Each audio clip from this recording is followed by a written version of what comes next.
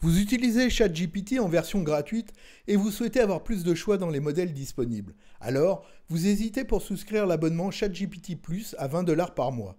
Avez-vous pensé à utiliser le Playground avec des crédits qui pourraient durer bien plus longtemps avec le même budget?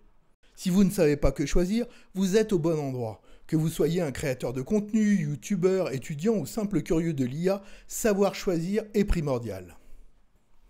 Dans cette vidéo, on décortique ensemble les deux options. L'abonnement confort de ChatGPT Plus face à la flexibilité et à la potentielle économie du Playground d'OpenAI. Pour qui, pourquoi et surtout, quelle formule choisir en fonction de vos besoins et de vos utilisations spécifiques. Nous allons chercher comment optimiser au mieux votre budget en fonction de votre besoin de recherche en efficacité.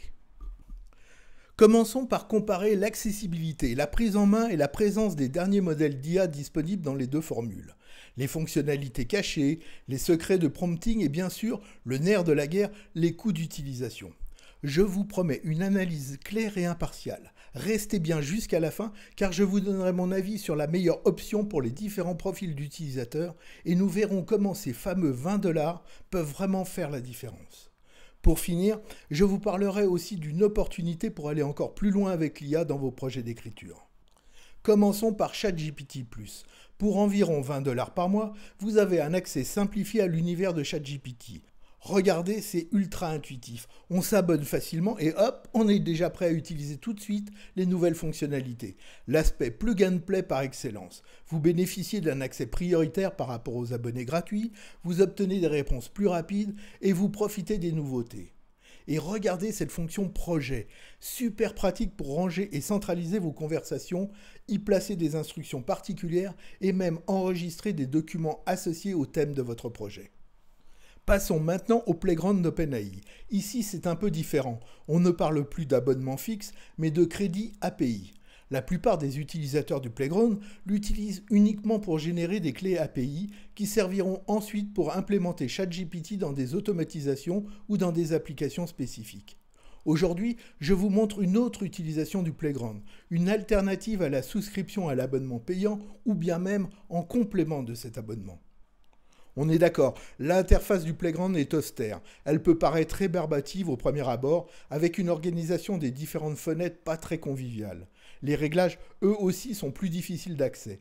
Mais c'est une véritable boîte à outils mise à votre disposition, un ensemble de fonctions incroyablement riches et puissantes. Il faut adopter une démarche de réflexion pour commencer, mais la récompense, c'est profiter d'un outil bien plus puissant. Sous le capot, quels sont les derniers modèles disponibles? Avec ChatGPT+, vous avez ChatGPT 4.0 en standard, le modèle qui gère aussi la génération d'images par défaut. Vous avez accès aussi à GPT-4o Mini et Mini AI pour du raisonnement poussé. GPT-o3 pour du raisonnement encore plus avancé. Un accès limité au très performant GPT 4.5 pour l'écriture narrative et le rapide GPT 4.0 Mini pour des tâches simples et quotidiennes. Vous avez accès aussi à la fonction Deep Research, à un super moteur de recherche intelligent. Vous trouverez enfin Sora, qui vient de faire son apparition pour de la génération d'images fixes et animées. Sora, une alternative à ChatGPT 4o Images, avec la possibilité de choisir des presets et des variations dans les rendus. Dans le Playground, hormis l'image et le Deep Research, le choix est encore plus vaste. Toujours le standard GPT 4.0 et aussi GPT 3 Mini, GPT 4 Mini, le fameux GPT 4.5 et surtout le modèle absent dans le forfait plus le ChatGPT 4.1 pour des tâches vraiment complexes. Il est décliné dans les versions 4.1 Mini et 4.1 Nano, des versions optimisées pour la vitesse et le coût. Cette richesse de modèles, c'est la force du Playground. ChatGPT+, ce n'est pas juste un chatbot, c'est une suite d'outils. Avec ChatGPT 4o, OpenAI a fusionné toutes les capacités avancées qui vont de la génération d'images intégrées à Advanced Data Analysis pour décortiquer vos fichiers. Tout cela dans un seul modèle intégré. Abordons maintenant la fonction projet, qui permet de vraiment organiser son travail en centralisant nos conversations, nos instructions spécifiques et nos documents dans un espace dédié pour chaque grand sujet. Sans oublier la recherche approfondie qui allie raisonnement et recherche web avancée. Les GPT, personnalisés, la navigation web, le mode vocal, des atouts de productivité indéniables. Le Playground, lui, mise tout sur la finesse du contrôle de ces modèles. Vous voyez ces manettes, température, nombre maximal de tokens, top P, ce sont nos leviers pour optimiser la réponse de l'IA. La température contrôle la créativité. Le max token, la longueur du texte généré. Le top P, la diversité des mots choisis. Avoir la main là-dessus, c'est essentiel pour obtenir des résultats ultra précis ou très créatifs. Et c'est vraiment un atout pour comprendre comment personnaliser la réponse de chaque modèle. Comment dialogue-t-on avec l'IA ?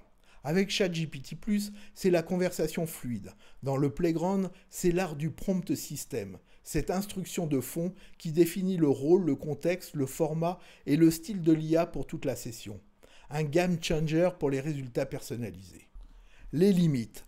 ChatGPT+ est généreux, mais il fixe des limites d'utilisation à 80-100 messages toutes les 3 heures pour tous ces modèles, avec des limitations pas clairement définies pour les modèles avancés comme ChatGPT 4.5 et la Deep Research. Le Playground, c'est une affaire de tokens et de fenêtres de contexte du modèle choisi.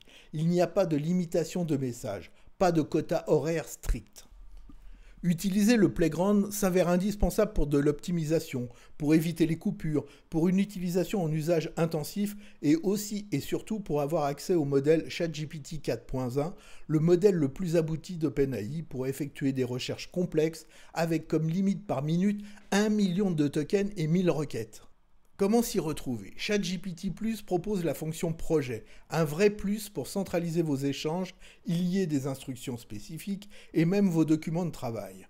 Le Playground, c'est la sauvegarde des presets, des configurations techniques complètes, modèles, paramètres, prompts à réutiliser.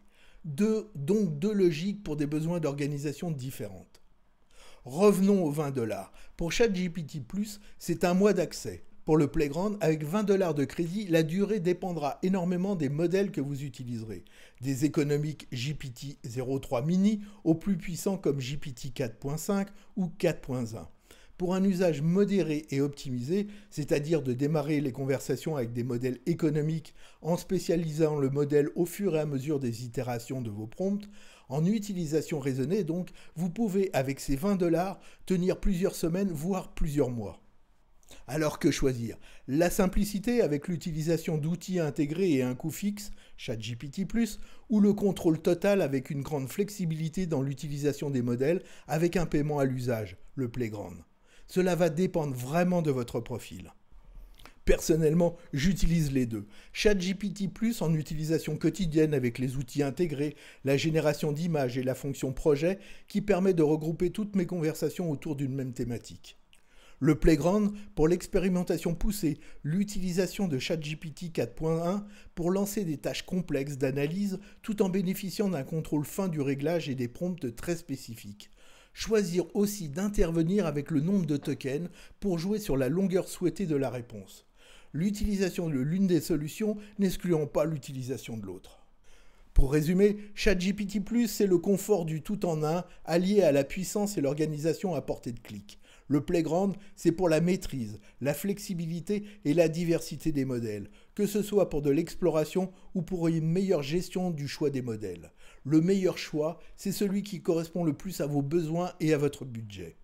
Et puisqu'on parle d'aller plus loin avec l'IA, j'ai une annonce spéciale à vous faire. Je lance très bientôt ma formation IA Ghostwriter où je vous montrerai comment rédiger un livre complet en seulement une semaine en utilisant principalement des modèles d'IA en accès gratuit avec aussi pour un investissement minime l'utilisation de la richesse du Playground d'OpenAI.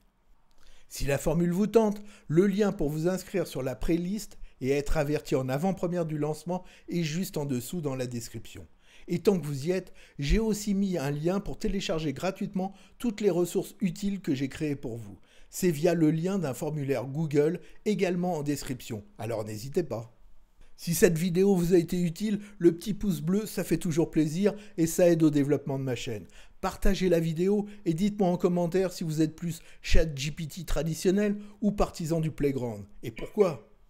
Pour ne rien rater des prochaines aventures dans le monde de l'IA, abonnez-vous et activez la cloche. Merci d'avoir regardé cette vidéo, c'était Florent Stépin, à très vite, ciao.